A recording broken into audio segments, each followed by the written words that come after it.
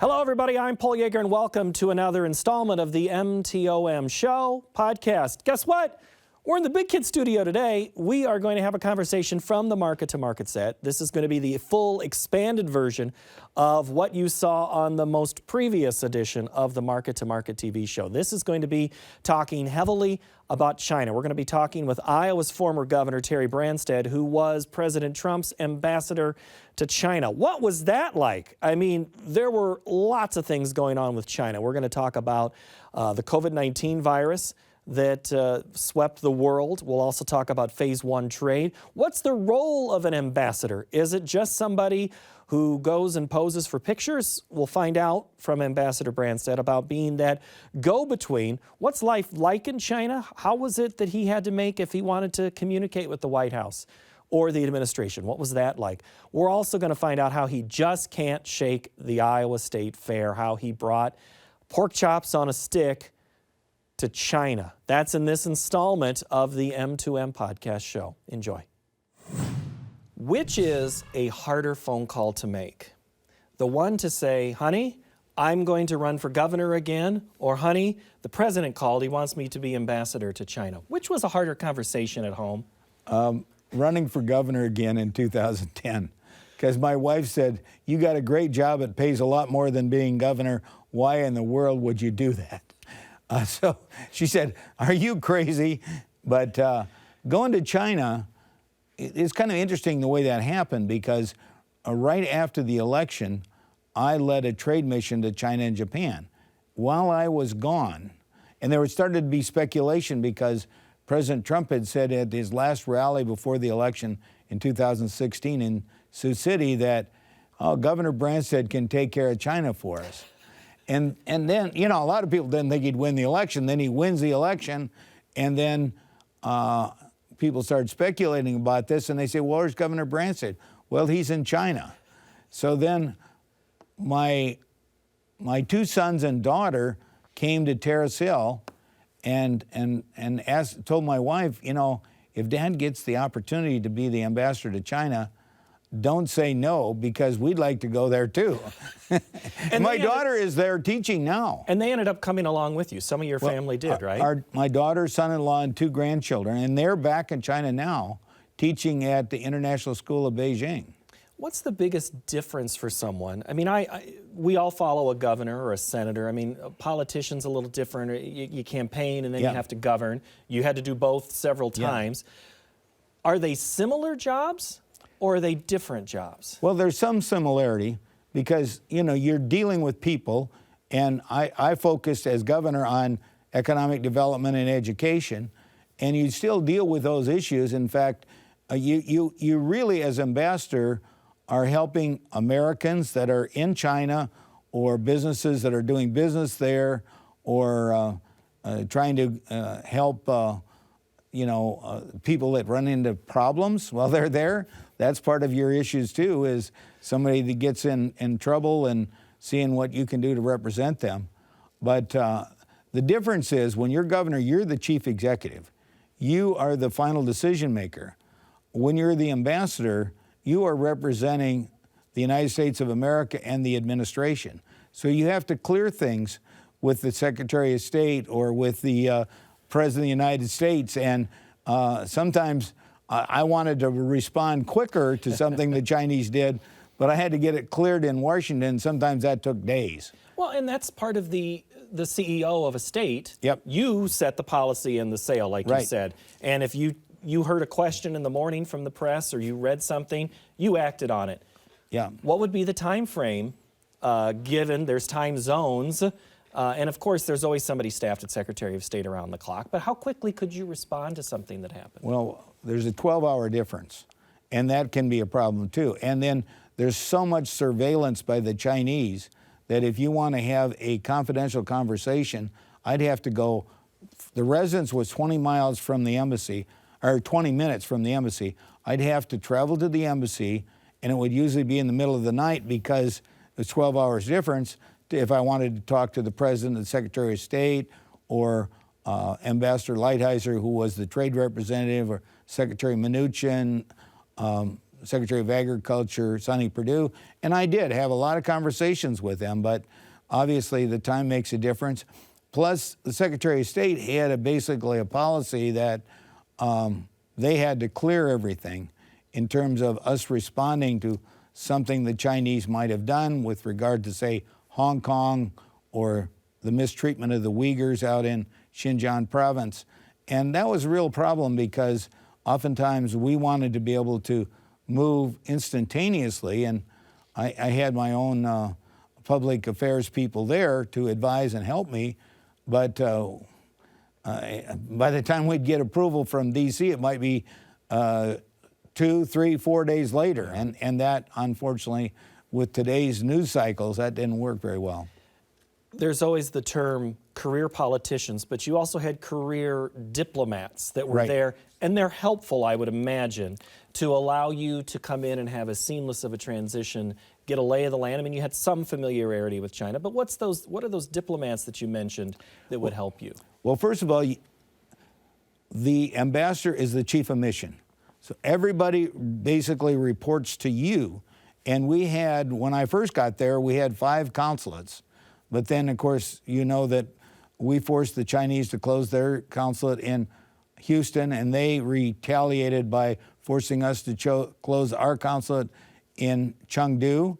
We also, because of the Wuhan virus, closed the consulate in Wuhan. And to my knowledge, that has not been reopened yet.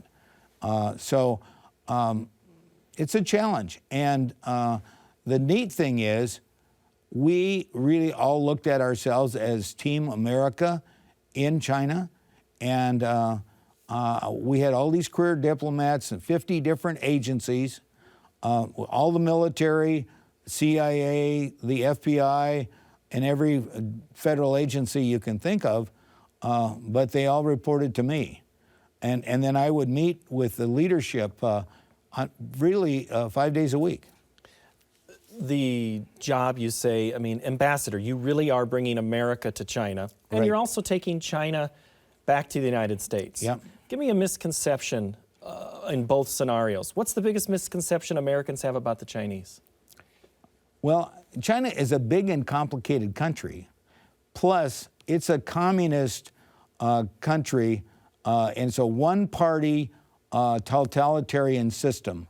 They don't have the freedoms that we have: freedom of religion, freedom of assembly, and freedom of speech, all these things. And even while I was there, they had what they called the one country, two systems with Hong Kong, because they had gotten it from Britain, and that was the agreement they had. They basically took that away. So because of the demonstrations in Hong Kong, they used that as an excuse to pass this national security law, which basically eliminated the freedoms of speech and religion and even independent judiciary. So now, even if you're a foreigner living in Hong Kong, you could be treated by mainland Chinese law, and that is very scary because it's not transparent. People just disappear for extended periods of time, and that was a very tragic thing that occurred. The first time when you see something like that happen, the diplomats who had been there for a number of years had seen that. I mean, you've paid attention to China, but maybe not to that level of minutia that goes on. When you see something like that and you pass that back up through the channels, whether it's Secretary of State or back to the President, at what point, how quickly does policy dictate how you can respond and weigh in on something as Hong Kong? Because we see the Hong Kong story, and Americans sometimes don't understand why that's so important. Well, that's one of the problems is obviously we report what we're seeing on the ground to the people at the State Department, to the White House, and they basically respond. But sometimes we would like to be able to do it ourselves, and then of course they have what they call the marshes, and that's where the Ministry of Foreign Affairs, Chinese Ministry of Foreign Affairs, would call me in if somebody in the administration or even somebody in the Congress, they might not even be in the majority, if they introduces something that the Chinese don't like or say something, they would chew me out about that. And then I would report that back to Washington, and then, of course, I would respond and I had political people and economic people that would accompany me to those meetings, and then I would respond on behalf of the United States and the administration. But that's something that I wasn't quite aware of before I went over there, but I certainly learned to deal with that and to do it in a firm but diplomatic way. Were you called over often? Yes, sometimes more than once a week. And it could be for many things. Maybe a Democrat said, a Republican said, in House, in the Absolutely. Senate. Or what about the president? Because the President Trump had a lot of rhetoric on China that he would do direct. And it might not, it appeared, maybe didn't go through the same diplomatic channels that you would have to go to. How hard was that fire to put out? Well, the issue was more with Secretary of State Pompeo, because he took a hardline position again on China and insisted on fairness and reciprocity. They've been able to get by with a lot of things, and they don't treat us or they don't treat our reporters the same as we treat them. And he said, we're going to have fairness and reciprocity, and so you have to get approval from, if you want to meet with a university, you need to get approval from the Ministry of Foreign Affairs, and then the local provincial ministry, and even the one at the municipal level. And I might get approval 2 months in advance, and 2 days before the meeting, they'd say, oh, it's not convenient. Well, he said, we're going to start treating the Chinese the same way. We're going to make them at least give us notice. I don't think they required permission, but they required notice. And that was something, as a big change.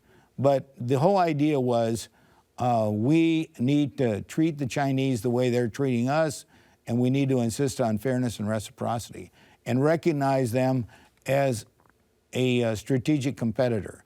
And that's something I think it's very important the Biden administration do. And initially, during the campaign, Biden was saying, China's no problem. Now he's starting to say, no, we do need to recognize they're a strategic competitor.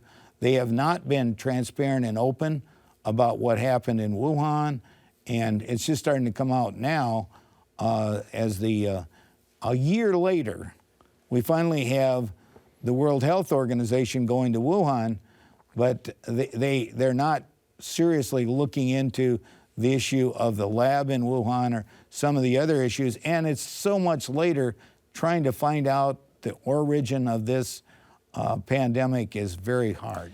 I could have an entire list of just highlights of articles that volley back and forth about Wuhan virus, China virus, the U.S. virus, the U.S. military did this, some spy did that. When you see those headlines, how do you help sort through that and sift through that to make sense of these two people have got to figure out a way to get together and get close to the same page? Well, it's very aggravating because initially there was a big cover-up. And the people at the local in China, on the Chinese side. Okay. In fact, the people in Wuhan didn't want to report to Beijing or Xi Jing Ping what was happening, because under their system, if something bad happens, bam, you get fired, you may go to prison. And so they covered that up, and the initial doctor that discovered it and whatever, he ended up dying of it, and they made him recant what he had said and all of this. And finally it got so bad that people in China were complaining about it, and then eventually they sent in the People's Liberation Army to take it over. They even built new hospitals and did all kinds of things to try to bring it under control in Wuhan. But in the meantime, they had this big Lunar New Year celebration attended by thousands and thousands of people, and then they have the tradition of going out after that, and they went all over the world. And that's what really, in my opinion, created this worldwide pandemic. So when you see certain things happening in Wuhan, you hear what's going on. I mean, you've got people inside the embassy that can help you out, or at the State Department. Well, we even had a consulate there, and when this was originally started, it closed. And then we were the first to evacuate our consulate and Americans from Wuhan, and other countries followed suit. But the Chinese were still denying it, and we were doing that in January of last year. So should that have been an indication back home to the administration in Washington that this is a serious thing that could spread? And then how come the administration maybe was a little slower and Americans were a little slower in responding to it? Actually, Trump was one of the first to say, we're going to restrict travel from China to the United States, except for Americans that we're bringing back, and they would also be quarantined when they came back from our consulate or from that area. But what was tragic, he did that, I think, maybe right at the end of January. Unfortunately, that was too late because so many people had gone from Wuhan to other parts of the world. And then, then you had the big outbreak in Italy and other places where they'd gone. And then the Chinese tried to blame the United States military or the Europeans or other people. Yeah. Thing. Well, it's amazing. Here we are, more than a year later, and they're still putting out that false information. I think everybody knows it started in Wuhan. We will probably never know how it jumped from a bat or from an animal to human, and then human to human transmission of it. But initially, even the WHO, which is essentially controlled by the Chinese, denied that there was human to human transmission. So there are a lot of mistakes that were made. It's brand new, difficult, and obviously we paid a terrible price with death and economic disaster throughout the world. At some point, we could talk about the virus for the rest of the time, but I want to get, also at that same time that's going on, you're still trying to work through trade deals that are going to help American farmers. Is the same way the administration, they were very much, we are the only ones talking to the Chinese. We are not bringing in other countries. The multilateral approach to trade, it appeared from the outside looking at it, that we were going alone against China. Was that a good strategy? Well, first of all, we are the largest economy in the world, and we have done more to help China to join the World Trade Organization and invested in China. So we've done a lot to help China. And this administration said, and the Chinese love to have these dialogues where you have these discussions that doesn't lead to anything, and they say, well, yeah, we're going to reform and open up, and then it gets delayed and delayed and delayed. And Ambassador Lighthizer, and initially I wasn't so sure about him, but I became very impressed with him. He is very focused, very meticulous. Not only did he get, and it took us 2 years, it was a long, hard battle, and we had to use tariffs to get their attention, but it worked. We did get their attention, and we got them to address longstanding issues like protecting intellectual property rights, preventing the stealing of technology like they have with corn seed here and things like that, but also dramatically increasing the purchase of agriculture, energy, and manufactured goods from the United States. And of course, that agreement was signed in January, right before the pandemic really started, before we became aware of the Wuhan virus. But then, because of the virus, it got off to a slow start. It didn't, actually it was signed in January, but it didn't take effect till mid-February, so about a year ago. But the Chinese have now purchased record amounts of corn, soybeans, pork, even beef and chicken. And the result has been the price of, ever since, I think, September, soybeans have gone up from about $9 a bushel to $14. Corn's gone up from $3 to $5.50. It's made a real difference for the price we're getting. And the prices are even higher in China. But it is short of what the projections, or at least what the deal was. And there's... It's a 2-year deal. It's a 2-year deal, and it's going to be a heck of a amount of purchases that are going to have to be made in this second year. Are they going to be able to do it? Well, I think they're able to do it. The question is, do they have the will to do it? And the administration, the Biden administration, needs to insist that they abide by what they committed to. Now, I think there's valid reasons why it got off to a slow start because of what was happening with the virus. But now they've caught up to a great degree in the fall. And they've done more on agriculture than they've done on energy or like aircraft from Boeing and things like that. So there's still a lot they need to do. But we need to not only do that, the other part that didn't get done, the phase one didn't include eliminating the subsidies of the state-owned enterprises, which really distorts the market. And that's what the new administration needs to focus on.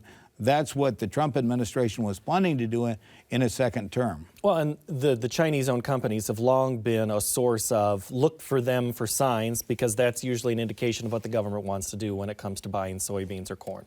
That's right. In fact, one of the last groups that I met with before I left China was COFCO. They are the biggest Chinese purchaser of agriculture products. So I made the point that they had made progress on a lot of things, but they hadn't purchased ethanol. And now they have made a commitment. They're going to make a record purchase of ethanol in 2021. We need to see that they do that. They need to do that to help reduce pollution. They're still using MTBE, which is poisoning the groundwater. So we've made some progress, and the embassy actually started monitoring air quality years ago, and that has helped convince the Chinese they need to get serious about air pollution. But they have a huge problem with both groundwater and soil pollution, and we can help them, and certainly ethanol and biodiesel, and for that matter, DDGs is great livestock feed. So I'm very hopeful we're going to see that, and that's one of the last things I did with both COFCO and with their chief negotiator, Liu He, before leaving China. As we sit here tonight is a phrase that we've said many a times on Market to Market. As we sit here today and have this discussion, Ambassador, has phase one been a success? Oh, it's been a great success. Just ask the farmer who's seen their price of corn go up from $3 to $5.50. There's no question about that. It's not perfect, but it's a good first step, and we need to continue to move forward on that. China is a huge country with a huge population, and with the growing middle class, there's more and more demand for protein, and pork is there. And of course, they've been hit by the African swine fever, which they're really rebuilding their pork herd. And that's one of the reasons why they need the corn and soybeans. Which is a concern if you're looking at the market from an outside perspective, not your inside perspective of what was going on over there, to say China needs to feed their people. Right. That's why they're buying. It just so happens it can fall under the umbrella of phase one. Well, is that that's an true. accurate statement? Well, yeah, I think that's true. But the Chinese people love the quality and the reliability of American food. Hormel, Kentucky Fried Chicken, Quaker Oats, all of those things are very popular with the Chinese consumer. And so I think we need to continue to press them to fulfill the commitments they've made. And it's in their interest as well, because frankly, what they're importing from us costs a lot less than their local prices in China. Well, if it wasn't for agricultural products, the trade balance would be a bigger imbalance than it is right now. Huge. There is significant opportunities, though, with LNG, natural gas, and that can be a long-term contract that can help reduce pollution. They're still heating with coal in a lot of places in China. Replacing that with LNG does a lot to reduce pollution, and it's very economical. We have the cheapest and reliable source. That's why I'm concerned about restrictions on these pipelines and America's drilling of natural gas and oil by this administration, because I think we've already seen the price of gas go up 50 cents a gallon, and I'm really concerned that we don't want to take away the advantage that we have as being the world leader in natural gas and gasoline, oil. Don Rose has said on this show a couple of times and told me recently, he says the Chinese were the ones who invented trading. China has a history of saying they're going to order something, and then, as you said earlier, yes, we're going to do it. No, wait, no, we're not. They'll cancel an order. Price drops 10%. They swoop in, buy again.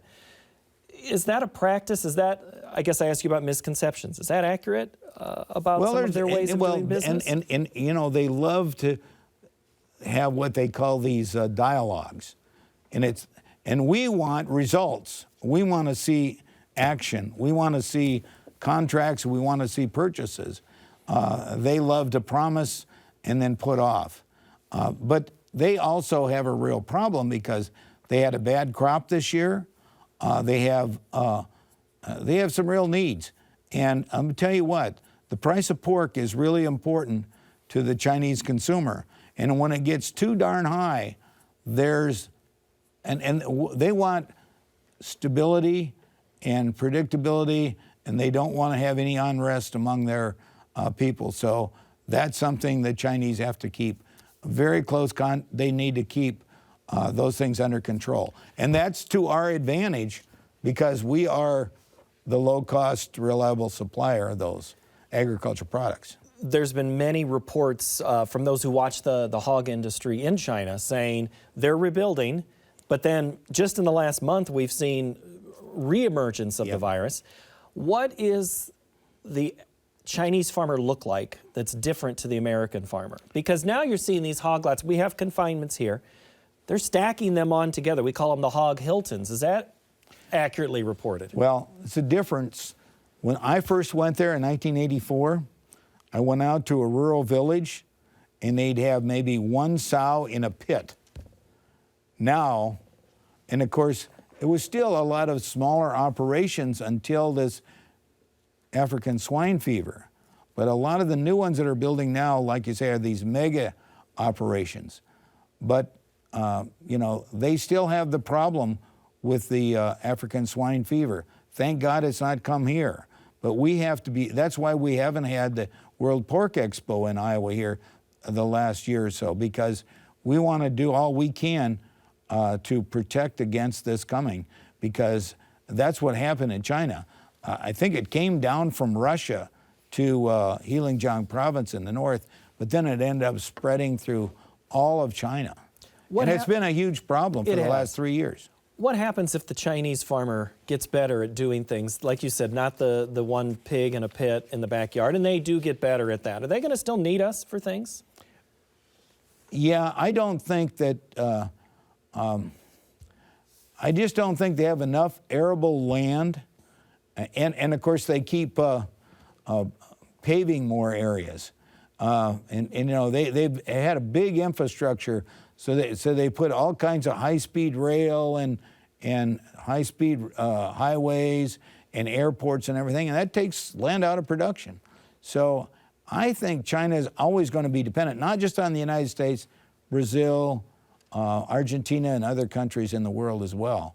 And of course, South America has had its issues this year with their crops as well because of the conditions. It's been dry and now it's wet. It's been a problem. A couple of things here before we finish, Ambassador. I've got video of you with Premier Li and Ambassador Lighthizer, the trade rep, and other people that had events like that. What are those events like?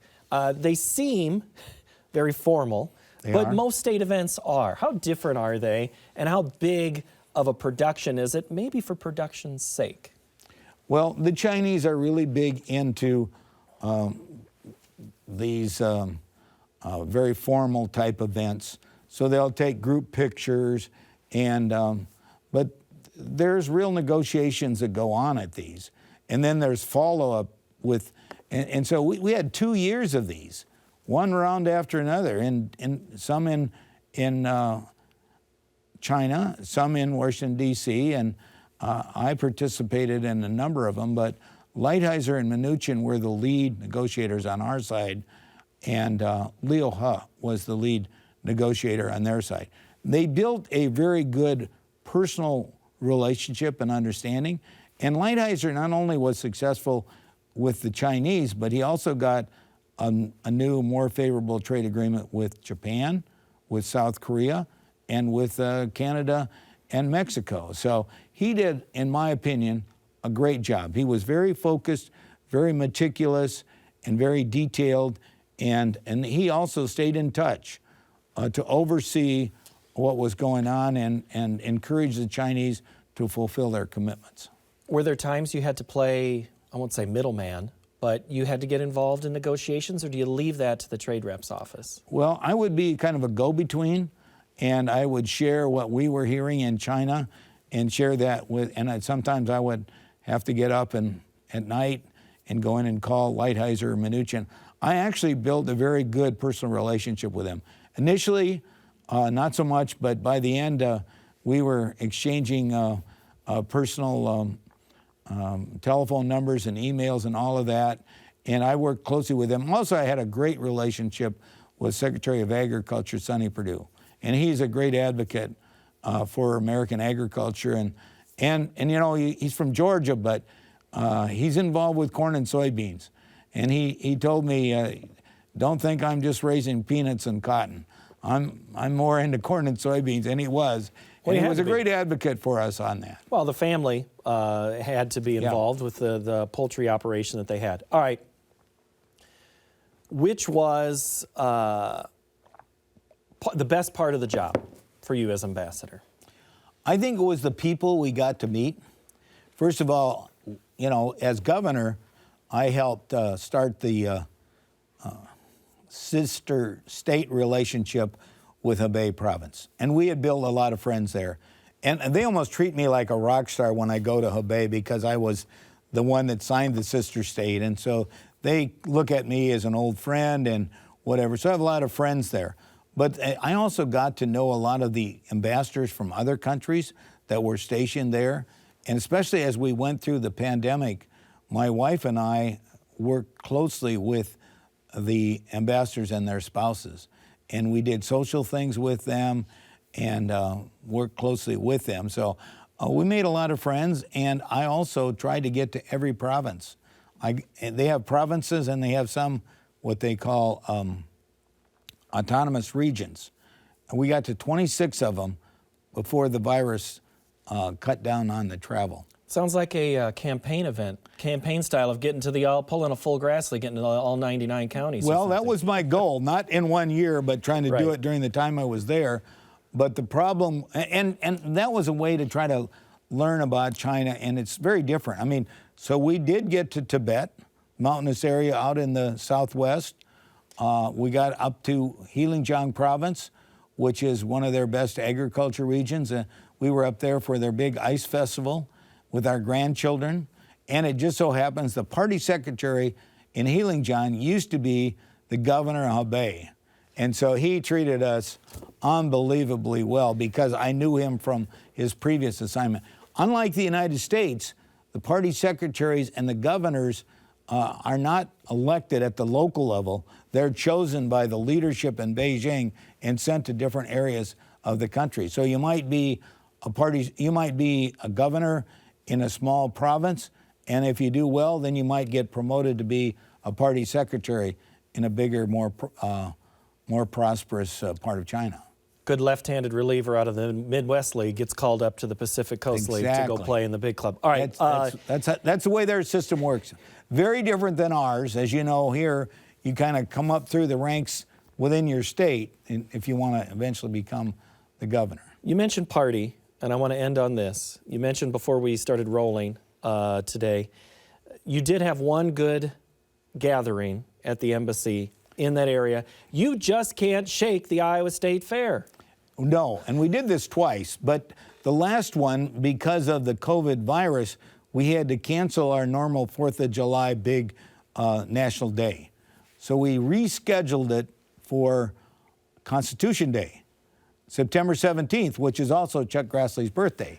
And that was one of the biggest events that was held, and we did it outdoors at our embassy with the State Fair theme. We even had pork chop on a stick. We had the wheat producers produced a huge cake.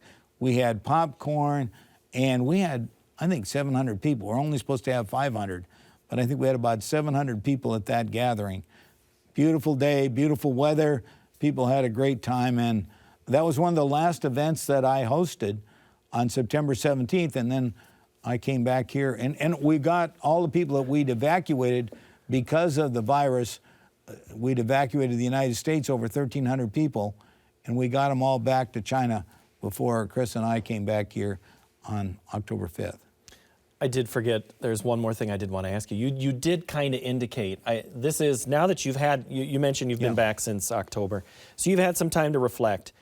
The Biden administration, you've talked about some of the things they should do. Yeah. Give them a final, hey, this is what I saw from where I sat. This is what I think is important to do. You've kind of already indicated it, but is there something other than holding their feet to the fire? I mean, is it maybe we should bring in some other countries to help? They're trying to do that. First of all, they need to treat China as a strategic competitor. And they need to do what we started to do and has to be done, and that is insist on fairness and reciprocity in the relationship. And not just say, oh, we'll go back to these endless dialogues which lead to no particular action. We need to be action-oriented and focused. We also need to continue to hold their feet to the fire and insist that the WHO do a really objective evaluation of how this virus started. We know it started in Wuhan, but we really don't know more than that. And they continue to even deny that it started in Wuhan. And so we can't let them get by with that. We need to, other countries have the same feelings about that.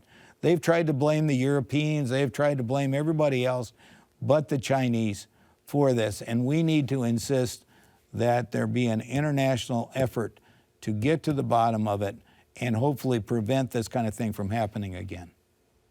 Ambassador Terry Branstad, thank you so much for your time. I appreciate it. Great to be with you. Thank you. My thanks to Ambassador Terry Branstad for his time as we discuss China. If you have any feedback for us, hit us up at markettomarket@iowapbs.org. That's an email, or you can send me an email at paul.yeager@iowapbs.org. Thank you so very much for listening, and we'll talk to you next time.